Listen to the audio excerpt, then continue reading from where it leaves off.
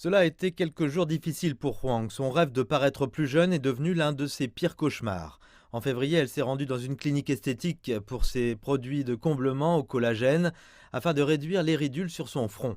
Elle dit qu'on ne lui a promis aucun risque défavorable, mais elle a commencé à ressentir des effets secondaires juste après la procédure. Regardez cette cicatrice sur mon front. Je suis maintenant classée comme une personne handicapée.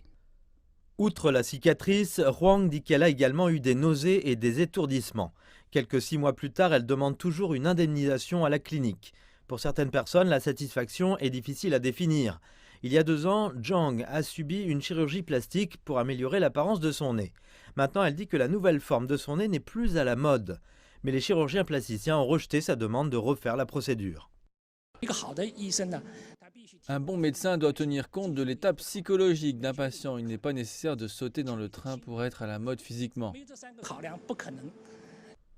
So-Young, une plateforme chinoise de chirurgie esthétique, rapporte que près de 60% de ses visiteurs ont 25 ans ou moins. Et près d'un tiers d'entre eux sont des hommes.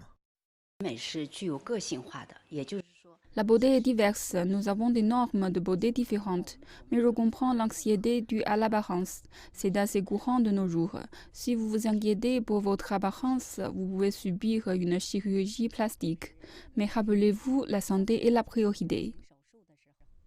Les experts de l'industrie affirment que l'industrie chinoise de la chirurgie esthétique continue de croître et que parfois, pour de meilleures affaires, certaines cliniques ne s'abstiennent pas de sous-estimer les risques des procédures.